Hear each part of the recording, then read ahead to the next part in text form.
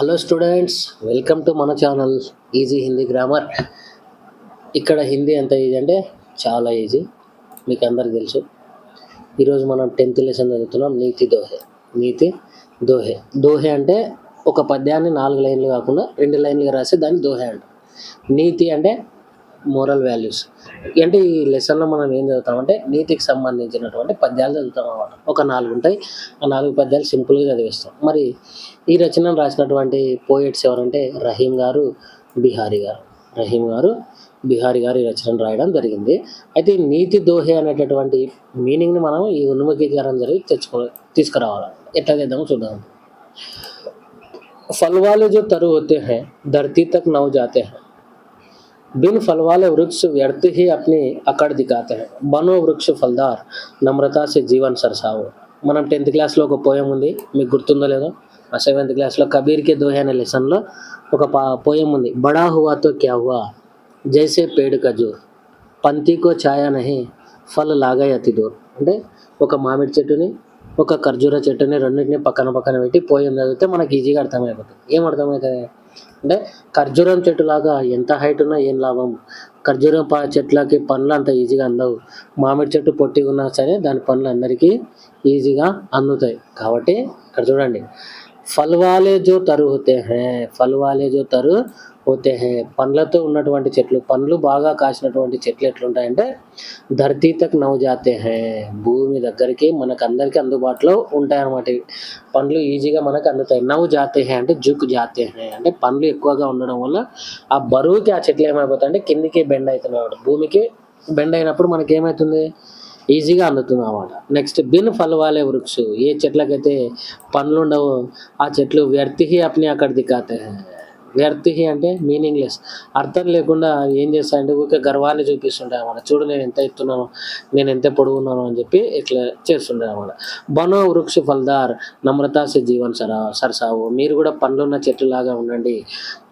ఎన్ని పండ్లు మీకు కాసినా కూడా మీరు ఎట్లుండాలి, అందరికీ అందుబాటులో ఉండాలి. వేరే వాళ్ళని మీరు చిన్న చూపు చూడకూడదు అని చెప్పి చెప్తున్నాను అన్నమాట. అంటే మనకి తెలుగులో ఒక కొటేషన్ ఉంది, అన్నీ ఉన్నాక అనిమనిగా ఉంటుంది, ఏం లేనాకు ఎగిరెగిరి పడుతుంటాను. అట్లా సమాజంలో మనం ఎట్లుండాలంటే మన దగ్గర ఎంత సంపద ఉన్నా ఏమున్నా కూడా అందరికీ అందుబాటులో ఉండాలి, అందరిలో కలిసిమెలిసి జీవించాలి. అనవసరంగా మనం గర్వం చూసుకుంటూ ఉంటే మనల్ని లాస్ట్కి ఎవరు పట్టించుకోరు. అందుకే నమ్రత అంటే డిసిప్లిన్, వినయంతో మీ జీవితాన్ని ధన్యం చేసుకోండి అని చెప్పి మనకి మెసేజ్ ఈ పోయం నుంచి వస్తుంది. ఇంకొక పోయం చూడండి. బుల్బుల్ మీఠా బోలే కోయల్ ప్యార్ సబీసే పాయ్. బుల్బుల్ అంటే పక్షి, ఒక రకమైన పక్షిని చూస్తే అందరూ ఇది చాలా కమ్మగా మాట్లాడుతుందంట. కోయల్ ప్యార్ సబీకా పాయ్, కోయిలని మనం అందరం ఇష్టపడతాం అనమాట. వానాకాలంలో అది కూస్తుంటే కుహు అని కూస్తుంటే మనం అందరం దాన్ని చాలా ఇష్టపడతాం. పర్ కవ్వేకి బోలి అంటే మనకి కోకిల కలర్ ఇష్టమా దాని వాయిస్ ఇష్టమా? కోకిల యొక్క వాయిస్ ఇష్టం మనకి. కాకి నల్లగానే ఉంటుంది, కోకిల కూడా నల్లగానే ఉంటుంది. కానీ కోకిల యొక్క వాయిస్ మనకి ఏమైంది అంటే ఇష్టాన్ని మనం ఇష్టపడతాం. కాకి మాటలు మాత్రం దాన్ని ఏం చేస్తున్నాయి, ఉస్కో అపమానిత్ కర్వాయే. రెండూ నల్లగానే ఉన్నాయి చూడడానికి, కానీ కోకిల వాయిస్ ఏమో దానికి విలువను పెంచుతుంది, కాకి వాయిస్ ఏమో దాన్ని అపమానిత్ అంటే ఇన్సల్ట్ చేసుకుంటుంది అనమాట. అంటే కాకి కూడా పక్షి, అది కూడా పక్షి, దాని తప్పేముంది, దాని వాయిసే దానికి మైనస్ పాయింట్ అనమాట. అట్లా బుల్బుల్ కోయల్ బను నా బోలి కవ్వేకి అపనావు. మీరు కూడా బుల్బుల్ కావాలంటే బుల్బుల్ కోయిలలాగా తయారవ్వండి, కానీ కాకి లాంటి సౌండ్ని మీరు స్వీకరించొద్దండి, నేర్చుకోవద్దండి అని చెప్తున్నాను. అంటే మీరు కాకి గొంతు తీసుకొని అరచొద్దండి అని కాదు ఇక్కడ అర్థం.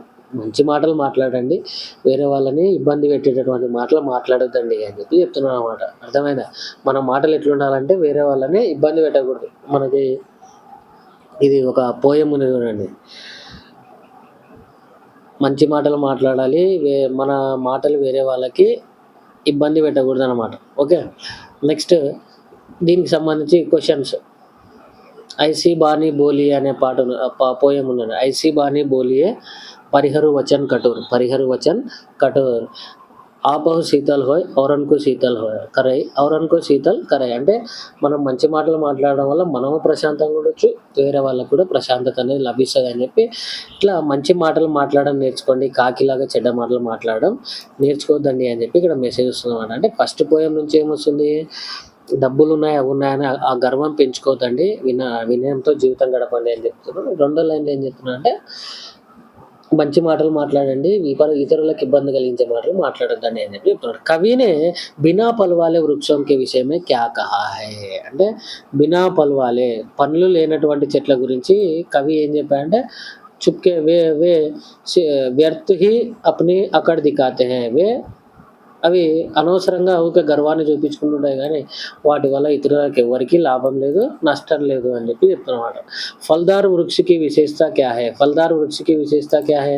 సో, పండ్లు ఉన్నటువంటి చెట్టు యొక్క గొప్పతనం ఏంటంటే, దానికి ఎన్ని పండ్లున్నా అది అందరికీ అందుబాటులో ఉంటుంది. అందరి ఆకలిని తీరుస్తుంది. అందరి ఇష్టాన్ని తీరుస్తుంది అని చెప్పి చెప్పినమాట. కాబట్టి మనం గూడా పండ్లు లేని చెట్లలాగా గర్వంగా ఉండకుండా, వేరే వాళ్ళకి పనికి రాకుండా ఉండకుండా, పండ్లున్న చెట్టులాగా అందరికి ఉపయోగపడే విధంగా ఉండాలి అని మెసేజ్ వస్తుందన్నమాట.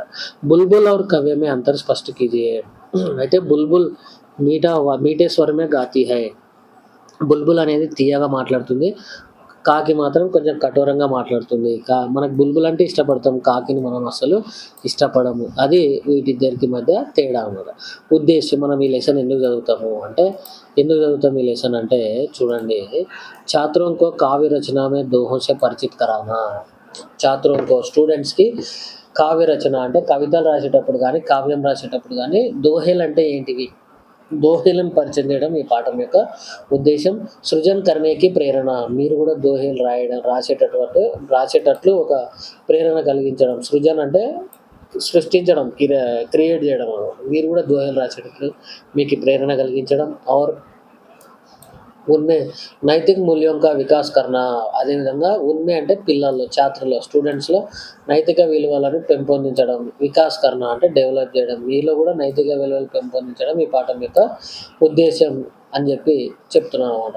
అంటే 10th క్లాస్‌లో నీతి దోహే అనే లెసన్ చదవడం వల్ల మనకేం లాభాలు వస్తాయంటే, దోహా అంటే తెలుస్తది. దోహాలు రాయడం ఎట్లా అనేది తెలుస్తది. అదేవిధంగా నైతిక విలువల గురించి కూడా మనకి ఎట్లా డెవలప్ చేసుకోవాలని కూడా తెలుస్తదన్నమాట. నెక్స్ట్ विधा विशेष. पद्य रचना में दोहा का एक विशेष पद्धति है. दोहे बहुत प्रभावशाली होते हैं. दोहे అంటే 4 లైన్ల పద్యం కాదు, 2 లైన్ల పద్యం. దీంట్లో కూడా 4 పదాలు ఉంటాయి కానీ 2 లైన్లలో రాస్తామన్నమాట. ఇది ఒక రకమైనటువంటి పద్ధతి. ఇది ఒక ప్రత్యేకమైన పద్ధతి పద్యాలు రాయడంలో. ఇది చాలా ప్రభావవంతమైనది అని చెప్పి చెప్తున్నానన్నమాట. మరి కవి పరిచయం చూసుకున్నట్లయితే, విషయ ప్రవేశం చూసుకున్నట్లయితే, నైతిక గుణం కే వికాస్ ద్వారా హీ హమ్ అచ్చే బురే సహీ గలత్ మే బేర్ కర్ సక్తే హై. అంటే మన జీవితంలో ఏది మంచి ఏది చెడు అనేటటువంటి డెసిషన్ మనం ఏ విధంగా చేయగలుగుతామంటే, మనలో నైతిక విలువలు ఉంటే చేస్తామన్నమాట. నైతిక విలువలు అంటే, ఇప్పుడు వేరే వాళ్ళ వస్తువులను తీసుకోవడం తప్పు, వేరే వాళ్ళని తిట్టడం తప్పు, వేరే వాళ్ళని మోసం చేయడం తప్పు. ఇట్లా నైతిక విలువలు ఉంటే మనము దొంగతనం చేయడం తప్పు అని తెలుసుకుంటాం అన్నమాట. అంటే ఏది మంచి, ఏది చెడు, ఏది కరెక్టు, ఏది తప్పు అనేటటువంటి భేదాన్ని మనం ఏ విధంగా చేయగలమంటే, ఈ నైతిక విలువలు మనలో ఉన్నప్పుడే మనము ఆ భేదాన్ని చేయగలుగుతామని చెప్పి చెప్తున్నానన్నమాట. కాబట్టి మనం ఈ లెసన్‌లో నైతిక విలువల గురించి నేర్చుకుంటాం. ఇక్కడ ఈ ఫోటోలో ఉన్న ఆయన ఎవరంటే రహీం అనమాట. ఈయన పూర్తి పేరు వచ్చేసి అబ్దుల్ రహీం ఖాన్ ఖానా. ఈయన పూర్తి పేరు వచ్చేసి అబ్దుల్ రహీం ఖాన్ ఖానా. ఈయన ఎప్పుడు పుట్టడం జరిగిందంటే 1556లో పుట్టడం జరిగింది. ఈయన చనిపోయింది 1626లో చనిపోయారు. ఈయన ప్రసిద్ధ రచనలు ఏమున్నాయంటే రహీం సత్సయి, బరవై నాయికా బేత్, శృంగార్ సోరట్ ఇవి ఈయన రాసినటువంటి ఫేమస్ రచనలు అనమాట. ఇంకా చాలా ఉన్నాయి. మదనాష్టక్ అని ఇంకా చాలా చాలా రచనలు ఉన్నాయి. విశేషత మరి ఈయన యొక్క స్పెషాలిటీ ఏంటంటే, ఈయనకి సంస్కృతము, అరబీ, ఫారసీకే విద్వాన్ थे. దీనిలలో ఈయన ఎక్స్‌పర్ట్ అనమాట. ఈ భాషలలో సంస్కృతము, అరబీ, ఫారసీలలో చాలా ఎక్స్‌పర్ట్ అనమాట. అంటే బాగా నిపుణుడు, పండితుడు అనమాట. దీంట్లో బాగా వస్తది ఈయనకి. గ్రిప్ బాగుందనమాట. నెక్స్ట్ చూడండి. वे अकबर के दरबार के नवरत्नों में से एक थे. द ग्रेట్ అక్బర్‌కి మన శ్రీకృష్ణదేవరాయల దగ్గర అష్టదిగ్గజాలు ఎట్లున్నారో, అక్బర్ దగ్గర నవరత్నాలు అనేటటువంటి కవులు ఉండేవాళ్ళు. వాళ్ళలో ఈయన కూడా ఒక్కరనమాట. నవరత్నం మేసే ఏక్ थे. 9 మంది రత్నాలలో నుంచి ఈ రహీం కూడా ఒక్కడు. వే ఉన్కే ప్రధాన్ సేనాపతి వ మంత్రి थे. ఈయన ఆ రహీంకి సేనాపతిగా ఉండేవాడు మరియు మంత్రిగా కూడా పనిచేశాడనమాట. మానా జాతా హై కి వే బడే దానవీర్ थे. ఏమని భావిస్తామంటే అందరూ, ఈయన అప్పట్లో చాలా గొప్ప దానవీరుల్లాగా ఉన్నాడు, దానాలు బాగా చేసినాడు అని చెప్పి అనుకుంటారనమాట. మరి మనం ఊకే ఇక్కడ చూడండి రహీం అని చూసుకున్నాం. రహీం అంటే ఎవరు? అక్బర్‌కి సేనాపతి అని తెలుసుకున్నాం. కానీ అక్బరు చిన్నగా ఉన్నప్పుడే 16 సంవత్సరాలకి రాజు అయినాడు అనమాట. రాజు అయినప్పుడు వాళ్ళ సేనాపతి ఎవరైతే ఉన్నారో ఆయన వాళ్ళ తండ్రి దగ్గర సేనాపతి ఉంటాడు కదా, ఆయన పేరు బైరామ్ ఖాన్. ఏం పేరు? బైరామ్ ఖాన్. ఆ బైరామ్ ఖాన్ ఏం చేశాడంటే ఈయనని సింహాసనం మీద కూర్చోబెట్టి రాజుని చేసి ఈయనని అన్ని విధాలుగా కాపాడి రక్షించి ఒక గొప్ప రాజుగా తీర్చిదిద్దినాడు అనమాట. ఆయన కొడుకు ఎవరంటే అబ్దుల్ రహీం ఖాన్ కదా. కాబట్టి ఈ అక్బర్ ఏం చేశాడంటే రహీంని తన సొంత మనిషిలాగా చూసుకొని అన్ని మంచిగా చదివించి వాళ్ళ ఫ్యామిలీని అంతా బాగా చూసుకున్నాడు అనమాట. అయితే రాజు దగ్గర ఉన్నాడంటే ఇంకా రాజుకి ఇష్టమైన వాడంటే ఈయన దగ్గర డబ్బులు అన్నీ ఉంటాయి. కాబట్టి ఎంత ఈయనకి రకరకాలుగా ఫ్రెండ్స్ అయ్యి రకరకాలుగా ఆయనని మిత్రునిగా చేసుకొని తర్వాత ఎప్పుడైతే ఈయన బీద పరిస్థితులలోకి వెళ్ళిపోతాడో అప్పుడు ఎవరు పలకరేనమాట. అప్పుడు మనసు బాధతో ఆయన ఒక కవిత రాయాడు. ఏం ఏం రాశాడో చూడండి. కహి రహీం సంపత్తి సగే బనత్ బహుత్ బహురే, కహి రహీం సంపత్తి సగే బనత్ బహుత్ బహురే, విపత్తి కసౌటి జేకసే తేయి సాంచే మిట్. దీన్ని మనం యూట్యూబ్లో పాడుకుంటుంటారు, చాలామంది భజనలు పాడుకుంటుంటారు అనమాట. అది ఎట్లా అంటే చూడండి. కహి రహీం సంపత్తి సగే బనతు బహుత్ బహురీత్, విపత్తి కసోటి जे कसे ते सांचे मीत रहीमन, ते सांचे मीत रहीमन पानी राखिए, बिन पानी सब सून, पानी गए नाऊ बरई, मोती मानस चून रहीमन, మోతి మానసు చూన్. ఇది పోయం పాడే విధానం వాడు. ఇంకో రకంగా కూడా వాడచ్చు. కహి రహీం సంపత్తి సగే బనతు బహుత్ బహురీ, విపతి కసౌటి చే కసే ते सांचे में, रहीमन पानी राखिए, बिन पानी सब सून, पानी गए नाऊ बरई, మోతి మానసు చూన్. ఇట్లా కూడా వాడుకోవచ్చు. అయితే రహీం ఇక్కడ ఫస్ట్ పోయంలో మనకి ఏం చెప్తున్నా అంటే నిజమైన ఫ్రెండ్ అంటే ఎవరు, నిజమైన ఫ్రెండ్ అంటే ఎవరు, మన మంచి మిత్రుడిని మనం ఎట్లా గుర్తుపట్టగలగాలి, మరి ఎవరు మంచి మిత్రులు, ఎవరు నిజమైన మిత్రుడు అని మనకి ఎప్పుడు తెలుస్తుంది అనే విషయాన్ని రహీం తన జీవితంలో పడ్డటువంటి బాధల్ని అనుభవించి ఎన్నో బాధలను అనుభవించి మనకి ఎక్స్ప్లెయిన్ చేస్తున్నాడు. కహి రహీం అంటే రహీం చెప్తున్నాడు. సంపత్తి అంటే ధనం, కహి రహీం సంపత్తి అంటే ధనం, సగే అంటే బంధువులు, బనత్ అంటే బంతే హే, బహుత్ అంటే చాలా విధంగా, బహురీత్ అంటే ఎన్నో విధాలుగా, రీత్ అంటే రకరకాలుగా అనమాట. అంటే మన దగ్గర డబ్బులు ఉన్నప్పుడు మన ఫ్రెండ్స్ రిలేటివ్స్ ఎంతో మంది ఎన్నో రకాలుగా మనకి రిలేటివ్స్ అవుతుంటారు అనమాట. ఎందుకంటే మన దగ్గర డబ్బు ఉంది కాబట్టి. అదే డబ్బు లేనప్పుడు ఏమైతుంది చూడండి. విపత్తి కసౌటి జే కసే, విపత్తి అంటే కష్టము, కసౌటి అంటే రాయి, గీటు రాయి లేదా మైల్ స్టోన్ అనుకుంటాం. అదే దీనిని మనం ఇంకో రకంగా కూడా చేసుకోవచ్చు అనమాట, పరీక్ష అని కూడా అనుకోవచ్చు. విపత్తి కసౌటి జే కసే తే సాంచే మీరు, ఎవరైతే కష్టాలలో ఉన్నప్పుడు మనతో పాటు ఉంటాడో, అంటే ఈ విపత్తి అనే రాయిని దాటుకొని, ఈ అడ్డాన్ని, ఈ బౌండరీని దాటుకొని, విపత్తి అనే బౌండరీని దాటుకొని మనతో ఉంటాడో, కష్టాలలో ఉన్నప్పుడు కూడా మనకు సహాయం చేస్తాడో వాడే నిజమైన మిత్రుడు అని చెప్పి రహీం చెప్తున్నాడు అనమాట. అంటే మనకి రకరకాలుగా ఫ్రెండ్స్ అవుతుంటారు, కానీ నీకు కష్టాలు వచ్చినప్పుడు కూడా నీతో ఉండి నేను కష్టాల నుంచి బయటికి తెప్పించిన వాడే నీ నిజమైన మిత్రుడు అని చెప్పి రహీం గారు ఎక్స్ప్లెయిన్ చేస్తున్నారు. నిజమే కదా ఫ్రెండ్స్. ఎందుకంటే కష్టాలు మన దగ్గర డబ్బులు ఉన్నప్పుడు ఎంతోమంది వస్తుంటారు, ఎంతోమంది పోతుంటారు. కానీ మీరు మహానటి సినిమా చూస్తే సావిత్రి గారిని కూడా అట్లా చేసిన అనమాట. డబ్బులు ఉన్నప్పుడు ఆమెను ఎంతోమంది దగ్గరికి వచ్చి, డబ్బులు లేనప్పుడు ఆమెను ఎవరు పలకరియలేదు అన్నమాట. అట్లా మనం కూడా ఎవరు నిజమైన మిత్రుడు అని గుర్తించాలంటే ఇప్పటి నుంచి గుర్తుపెట్టుకోండి. ఎవడైతే నీ కోసం ఏం చేయడానికైనా సిద్ధంగా ఉంటాడో వాడే నీ నిజమైన మిత్రుడు. స్వార్థం లేకుండా నీతో ఉండేవాడే నీ నిజమైన మిత్రుడు అని చెప్పి తెలుసుకోవాలి మనం కూడా. ఓకే, ఇది రహీం చెప్పినటువంటి మెసేజ్ అనమాట. నెక్స్ట్ రహీం రెండో పోయంలో ఏం చెప్తాడంటే రహిమన్ పానీ రాఖియే బిన్ పానీ సబ్ సూన్. పానీ అంటే ఇక్కడ చూడండి, రహిమన్ పానీ రాఖియే బిన్ పానీ సబ్ సూన్. బిన్ అంటే లేకుండా, వితౌట్ పానీ, వితౌట్ వాటర్, సూన్ అంటే శూన్యం అన్నమాట. అంటే నీటిని కాపాడండి, నీటిని కాపాడండి, నీళ్ళు లేకుంటే అంతా శూన్యమే అని చెప్పి చెప్తున్నాను అనమాట. మరి ఈడ రహిమన్ పానీ రాకే బిన్ పానీ సబుసోన్ అంటే నీళ్ళని కాపాడుకుంటే చాలా ఇంక ఏదైనా జరుగుతదా అంటే ఇక్కడ పానీ అనే పదాన్ని మనకు రహీం 3 రకాలుగా వాడారనమాట. రహీం, పానీ అనే పదానికి 3 అర్థాలను ఇక్కడ ఇచ్చారు. ఒకటి ఏందంటే గౌరవం, ఇంకొకటి మెరుపు, చమక్, ఇంకొకటి ఏందంటే వాటర్ అన్నమాట. ఒకటి వాటర్, ఒకటి మెరుపు, ఇంకొకటి గౌరవం, ఇజ్జత్. అట్లా పానీ గయ్యన ఊబరై ఒకసారి వాటర్ వెళ్ళిపోయిందనుకో, ఒకసారి గౌరవం అయిందనుకో, రహిమన్ పానీ రాఖీ అంటే గౌరవాన్ని కాపాడుకోండి. మీకంటూ ఒక ఆత్మ గౌరవాన్ని కలిగి ఉండాలి. గౌరవం లేకపోతే అంతా శూన్యమే. వాటర్ లేకపోతే శూన్యం ఎట్లయితదో నీకు గౌరవం లేకుంటే కూడా అంతే వేస్ట్ అని చెప్పి చెప్తున్నమాట. పానీ గయ్యన ఊబరై ఒకసారి పోయిన గౌరవం మళ్ళీ తిరిగి రాదు. మళ్ళీ మనం దాన్ని డెవలప్ చేసుకోలేము సమాజంలో. మోతీ మానస్ చూన్ ఎట్లా అంటే ముత్యానికి మెరుపు లేకుంటే ఎవరు కొనరు దాన్ని. మనిషికి ఇజ్జత్, రెస్పెక్ట్ లేకుంటే ఆయన బతికి కూడా వేస్ట్. ఆయనని ఎవరు రెస్పెక్ట్ చేయరు, ఏం చేయరు, మాట్లాడరు, ఏం చేయరు అన్నమాట.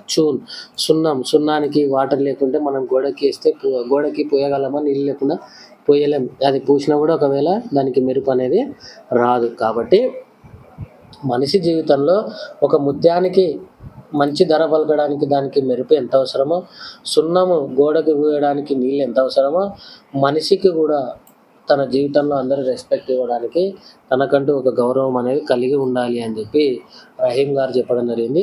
కాబట్టి మై డియర్ స్టూడెంట్స్, మీరు ఎప్పుడూ మీ సెల్ఫ్ రెస్పెక్ట్‌ని కోల్పోవద్దండి. మీ మీద మీరు మంచి నమ్మకాన్ని కలిగి ఉండండి. జీవితం మంచిగా సాగుతుంది. నెక్స్ట్ ఇంకొక పోయెట్ బిహారీ ఉన్నాడు. ఇంకొక పోయెట్. ఈయన బిహారీ అనేటాయన కూడా చాలా ఫేమస్ కవి అనమాట. బిహారీ జీవన్ కాల్. ఈయన ఎప్పుడు పుట్టిండు, ఏం కథ అనేది చూద్దాం. బిహారీ 1595లో పుట్టడం జరిగింది. 1663లో ఈయన చనిపోవడం జరిగింది. బిహారీ సత్సాయి. ఈయన బిహారీ ఎటువంటి కవి అంటే చాలా ఫేమస్ కవి అన్నమాట. బిహారీ రీతికాలకి సంబంధించిన కవి. హిందీ సాహిత్యంలో రీతికాలు అని ఉంటాయి. ఆ రీతికాలకి సంబంధించిన కవి అన్నమాట. అయితే ఈ బిహారీ ఎన్నో ఎక్కువ రచనలు రాయలేదు. వందలు, వేల రచనలు రాయలేదు. చాలామంది కొన్ని వందలు, వేల రచనలు రాశారు. అందుకు వాళ్ళు ఫేమస్ అయినారు. కానీ బిహారీ మాత్రం రాసింది ఒకటే ఒక రచన. అదేంటంటే బిహారీ సత్సాయి. తన జీవితం మొత్తంలో ఒకటే ఒక రచన రాయడం జరిగింది బిహారీ గారు. అదే బిహారీ సత్సాయి. ఆ బిహారీ సత్సాయి అనే ఒకటే ఆయనని వరల్డ్‌లో చాలా ఫేమస్ చేసేసిందనమాట. ఇండియా వైడ్‌గా ఒక గొప్ప వ్యక్తిని చేసేసిందనమాట. నెక్స్ట్ విశేషత, మరి ఈయన ఒక గొప్పతనాలు చూస్తే ఇన్‌కే దోహే నీతి పరక్ హోతే హై. ఈయన దోహేలన్నీ కూడా చాలా నీతిని బోధించేటివే ఉంటాయన్నమాట. ఇన్‌కే దోహోं के लिए गागर में सागर భర్ దేనే వాలే కా కహీ జాతీ హై. అంటే ఈయన పద్యాలని ఏ విధంగా పిలుస్తారంటే జనాలు, గాగర్ మే సాగర్ భర్నే వాలా అంటే ఋషులు, మునులు వాళ్ళ చేతిలో ఉంటుంది కదా మరచెంబు, కుండ అనుకోండి లేకుంటే చెంబు అనుకోండి. మరచెంబు ఉంటుంది కదా, దాంట్లోనే సముద్రాన్ని నింపేస్తాడు అనమాట. అంటే సముద్రం చాలా పెద్దది. అంత పెద్ద సముద్రాన్ని అంత చిన్న మరచెంబులో నింపుతాడు అని చెప్పి చెప్తున్నాడు. అంటే ఆయన చెప్పే మాటలు తక్కువే అయినా కూడా, చిన్న మాటలే అయినా కూడా మీనింగ్ చాలా ఎక్కువ ఉంటుందన్నమాట. అయితే ఒకసారి ఏమైందంటే, ఒక రాజు తన కొత్తగా పెళ్లి చేసుకున్నటువంటి 2 భార్యల దగ్గర విలాసవంతంగా గడుపుతున్నాడనమాట. రాజ్యాన్ని అందరిని మర్చిపోయి, ప్రజల్ని అందరిని మర్చిపోయి గడుపుతున్నాడనమాట. గడుపుతూ ఉంటే ప్రజలందరూ బాధపడుతున్నారు. ఎట్లబ్బా మన రాజు ఇట్లా సుఖాలకి బానిస అయిపోయి మనల్ని ఎవరిని పట్టించుకోవడం లేదు, రాజ్యమంతా ఇబ్బందులు పడుతుందని బాధపడుతుంటే బిహారీ ఆయన దగ్గరికి వెళ్ళి ఒక పేపర్ మీద ఒక దోహా రాసిస్తే, ఆ దోహా తీసుకెళ్ళి సైనికుడు రాజుకిస్తే, ఆ రాజు భయపడుతూ పరిగెత్తుకుంటూ బయటకొచ్చాడనమాట. అంటే ఆయన తిట్టలేదు, కొట్టలేదు, ఏం చేయలేదు. ఆయన సింపుల్‌గా ఒక పద్యం రాసి పంపించాడనమాట. పంపించేసరికి రాజు పరిగెత్తుకుంటూ బయటకొచ్చాడు. అంటే దీన్ని బట్టి మనకేమర్థమవుతుంది, బిహారీ చాలా పవర్‌ఫుల్ రైటరు. ఆయన రాసే రచనలన్నీ కూడా నీతి పరక్ హోతే హై. ఆయనను ఎందుకు గాగర్ మే సాగర్ మే భర్నే వాలా అన్నారంటే చిన్న వాక్యంలోనే పెద్ద మీనింగ్ ఇస్తాడనమాట. నెక్స్ట్ మరి ఈయన పోయెమ్ చూసుకున్నట్లయితే చూడండి. కనక్ కనక్ తై సౌగని మాదకతా అధికాయ్ ఉహి కాయే బౌరాయే జగ ఇహి పాయే బౌరాయే బిహారీ ఇహి పాయే బౌరాయే. నెక్స్ట్‌ది నర్ के अर नल नीर के गतिये कई कर जोर जेतौ नीचौ हवै चलै తేతౌ ఊంచౌ హోయ్. ఇవి 2 పోయెమ్స్ ఎవరు బిహారీ రాయడం జరిగింది. బిహారీ ఇక్కడ మనకి ఒక మంచి మెసేజ్ ఇస్తున్నారు చూడండి ఈ పోయంలో. కనక్ కనకతై సౌగుని మాదకత అధికాయి. మాదకత అంటే నశ, మాదకత అంటే నశ, మత్తు, అధికాయ అంటే ఎక్కువ ఉండదు అనమాట. చూడండి కనక్, ఇక్కడ కనక్ అనేది 2 సార్లు వాడడం జరిగింది. దీనికి ఒక మీనింగ్ ఉంది, దీనికి ఒక మీనింగ్. కనక్ కనకతై సౌగుని, తే అంటే సే దానికంటే కూడా ఎక్కువ ఉంది అని అర్థం. సౌగుని, సౌగుని అంటే 100 రెట్లు. అంటే ఈ ఫస్ట్ కనక్ ఎవరంటే బంగారం. ఫస్ట్ కనక్ ఎవరంటే బంగారం. రెండో కనక్ ఎవరంటే దత్తూర. ఉమ్మెత్త, ఉమ్మెత్త పువ్వు కాయలు, ఉమ్మెత్త చెట్టుకుంటాయి కదా కాయలు, అవి అనమాట. అంటే బంగారము లేదా డబ్బు సంపద మన దగ్గర ఉంటే, బంగారము డబ్బులో ఉన్నటువంటి మత్తు ఎంత మత్తు ఉంటుందంటే అది దత్తుర, ఉమ్మెత్త కాయని దంచుకొని తింటే కూడా అంత మత్తు రాదంట. అంతకంటే ఎక్కువ మత్తు ఎవరిలో ఉందంటే బంగారము డబ్బు సంపదనలో ఉందన్నమాట. అంటే ఉమ్మెత్తలో ఉన్నటువంటి మత్తు 1% అయితే దానికంటే 100 రెట్లు ఎక్కువ మత్తు ఎవరిలో ఉందంటే ఈ సంపదలో డబ్బులో ఉందన్నమాట. అంటే డబ్బు వస్తేనే మనిషి మారిపోతాడు అనమాట. ఆలోచన విధానము, అతను ఉండే విధానం అన్నీ మారిపోతాయి. అట్లా బిహారీ ఏం చెప్తున్నా అంటే ఈ డబ్బులో, ఈ సంపదలో దతురా కంటే కూడా ఎక్కువ మత్తు అనేది ఉంది. ఒకవేళ దద్దురాని మనము దాన్నైనా తింటేనే పిచ్చోళ్ళైతాం మనం. అంటే ఈ ప్రపంచమంతా, ఈ ప్రపంచము ఒకవేళ దద్దురాన్ని తీసుకొని తింటేనే పిచ్చి ఎక్కుతుంది కానీ ఈ ధనాన్ని పాతేహి అంటే పొందడం వల్లనే, ఈ డబ్బులు మన దగ్గరికి వస్తేనే చాలు మనకు ఒక రకమైనటువంటి మత్తు ఎక్కిపోతుంది. కాబట్టి మీరు డబ్బు, ఈ బంగారము ఇటువంటి వాటికి ఎక్కువ విలువ ఇవ్వద్దండి. మానవతా విలువలను కాపాడండి, అందరితో మంచిగా ఉండండి, జీవితాంతం సంతోషంగా గడపండి అని చెప్పి ఒక మెసేజ్ మనకి బిహారీ గారు ఇవ్వడం జరిగింది. డబ్బులు వచ్చినంత మాత్రాన మనం మారిపోకూడదు అని చెప్పి చెప్తున్నారు. నెక్స్ట్, నరికి అరణలు నీరికి గతి ఏకై కర్ హోయ్, జేతవ్ నీచవ్ హువై చలై, తేతవ్ ఊంచవ్ హై. ఈ పోయంలో బిహారీ మనకి ఏం చెప్తున్నా అంటే మన బిహేవియర్ అనేది ఎట్లుండాలి, మన జీవితంలో డిసిప్లిన్ అనేది మనకు ఉండాలి, వినయం అనేది ఉండాలి. వినయం లేకుంటే మనము చాలా ఇబ్బంది పడాల్సి వస్తుంది. ఎట్లా ఇబ్బంది పడాల్సి వస్తుందో కూడా దీంట్లో చాలా భయంకరంగా ఎక్స్ప్లెయిన్ చేశాడు. ఎవరంటే మన బిహారీ గారు. చూడండి, దీన్ని 2 రకాలుగా చెప్తాను నేను ఇదే దాన్ని. నరికి అరినల్ నీరికి, మీరు ఎప్పుడన్నా ట్యాప్ ఓపెన్ చేస్తే వాటర్ ఎట్లా వెళ్తాయి, పైకి వెళ్తాయి, కిందికి వస్తాయా, కిందికి వస్తాయి. అరు నల్లి నీరికి, అరు అంటే ఔర్, అరు అంటే ఔర్, నల్లి నీరు అంటే ట్యాప్ వాటర్. నరికి నల్లి నీరికి అంటే మనిషికి మరియు ట్యాప్ వాటర్కి గతి ఏకై కర్హోయ్ అంటే గతి అంటే వేగం అన్నమాట. వేగం కానీ లేకుంటే దిశ కానీ, అంటే మనిషి యొక్క బిహేవియర్ కానీ ట్యాప్ వాటర్ యొక్క దిశ కానీ ఎట్లుండాలంటే సమానంగా ఉండాలి. ఎందుకంటే ట్యాప్ వాటర్ ఏ విధంగా అయితే కిందికి వెళ్తుందో మనిషి కూడా అట్లా డిసిప్లిన్ తోటి అణిగిమణిగి ఉండాలి. జేతవ్ నీచవ్ హువై చలై, ఎంత ట్యాప్ వాటర్ ఎప్పుడైనా మనం ట్యాప్ ఆన్ చేసి కింద బకెట్ పెడితే అట్లే కిందికి వెళ్ళిపోతాయి, భూమిలోకి వెళ్ళిపోతాయి, పైకి వస్తాయి కదా. అట్లా నువ్వు ఎంత అణిగిమణిగి ఉంటావు, తేతో ఊంచవు హో, ఎంత అణిగిమణిగి ఉంటావు అంత పైకి వస్తావు అని చెప్పి చెప్తున్నాను అనమాట. ఇది పాజిటివ్గా చెప్పడం, అర్థమైందా? అంటే నువ్వు ఎంత డిసిప్లిన్ కలిగి ఎంత అణిగిమణిగి ఉంటావో నువ్వు అంత ఉన్నత శిఖరాలకు వెళ్ళేటటువంటి అవకాశం ఉందని ఒక రకంగా చెప్పడం. ఇంకొక రకంగా చెప్తే ఏమంటే మనిషి యొక్క ఎదుగుదల ఎట్లా ఉండాలి, బిహేవియర్ ఎట్లా ఉండాలంటే వాటర్ ఫౌంటైన్స్ మనం ఎక్కడైనా బిల్డింగ్స్ దగ్గర అక్కడిక్కడ చూస్తుంటాం. వాటర్ ఫౌంటైన్స్, దాని నుంచి వాటర్ ఎంత హైట్కి వెళ్తుంది, చాలా హైట్కి వెళ్తుంది. ఎంత హైట్కి వెళ్ళినా కూడా ఏమవుతుంది, మళ్ళీ అది కిందికే వచ్చేస్తుంది, కిందికి వచ్చి మళ్ళీ పడిపోతుంది. అట్లా నువ్వు ఈరోజు పరిస్థితులు బాగున్నాయి కదా అని చెప్పి నీ దగ్గర డబ్బులు ఉండొచ్చు, ఏమైనా ఉండొచ్చు, కానీ ఆ డబ్బులు ఉన్నాయి కదా అని నువ్వు విర్రవీగకూడదు. ఏమైపోతుంది, కింది నుంచి వెళ్ళిన వాటర్ ఫౌంటైన్ వాటర్ మళ్ళీ కిందికే వచ్చి పడాల్సిందే. కాబట్టి అణిగిమణిగి ఉండు, నువ్వు అణిగిమణిగి ఉంటే నువ్వు అంత పైకి వెళ్ళగలుగుతావు అని చెప్పి వార్నింగ్ ఇస్తున్నాడు మనకి. ఎవరు? బిహారీ. అర్థమైంది అనుకుంటా. కాబట్టి ఈ లెసన్ నుంచి మనకి ఫస్ట్ పోయం నుంచి నిజమైన మిత్రుడు ఎవరు, మీ నిజమైన మిత్రుడిని మనం ఎట్లా గుర్తుపట్టాలనే మెసేజ్ వచ్చింది. రెండో దాంట్లో మనకంటూ మనం ఒక సెల్ఫ్ రెస్పెక్ట్ని కలిగి ఉండాలి అనే దాన్ని చెప్పడం జరిగింది. నెక్స్ట్ మూడో దాంట్లో డబ్బులు వచ్చినప్పుడు ఒక రకంగా, డబ్బు లేనప్పుడు ఒక రకంగా ఉండకూడదు, మంచిగా మానవగత విలువలు కలిగి ఉండాలి అని చెప్పడం జరిగింది. నెక్స్ట్ ట్యాప్ వాటర్ని ఎగ్జాంపుల్గా తీసుకొని మనకి ఏం చెప్తున్నాడంటే మనం డిసిప్లిన్గా ఉండాలి మన జీవితంలో, డెవలప్ కావాలంటే ఒకవేళ డిసిప్లిన్ లేకుంటే మనం చాలా కష్టాలు పడాల్సి వస్తుంది అని చెప్పి ఎక్స్ప్లెయిన్ చేయడం జరిగింది. ఇది ఫ్రెండ్స్ మనకి 10th లెసన్ నీతి దోహే అనేటటువంటి లెసన్. నా లెసన్ కనుక మీకు నచ్చినట్లయితే మీరు విని మీరు ఉపయోగించుకొని వేరే వాళ్ళకు కూడా సజెస్ట్ చేయండి, సబ్స్క్రైబ్ చేయండి, లైక్ చేయండి, కామెంట్ చేయండి. ధన్యవాదాలు.